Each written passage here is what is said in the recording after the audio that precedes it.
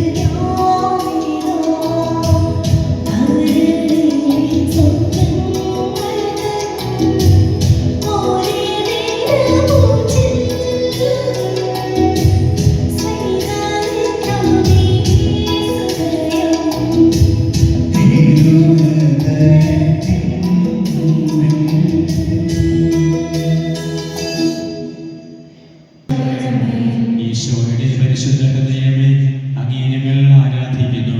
അങ്ങ് ഞങ്ങൾക്ക് നൽകിയിട്ടുള്ള എല്ലാ അനുഗ്രഹങ്ങളെയും കുറിച്ച് ഞങ്ങൾ അങ്ങേക്ക് നന്ദി പറയുന്നു. അങ്ങേ ദിവ്യഹൃദയത്തിന് അനുയോജ്യമായി ജീവിക്കുവാൻ ആഗ്രഹിക്കുന്ന ഞങ്ങളെ അങ്ങേക്ക് പൂർണ്ണമായി സമർപ്പിക്കുന്നു. ഈശോയുടെ ഹൃദയത്തിനെ പ്രതിഷ്ഠിക്കപ്പെട്ട് നമ്മുടെ ഭവനങ്ങൾ നസ്രത്തിലെ ഈശോയുടെ ഭവനം പോലെ സ്നേഹത്തിൻ്റെയും സേവനത്തിൻ്റെയും അധ്വാനത്തിൻ്റെയും സാക്ഷികളായിരിക്കട്ടെ.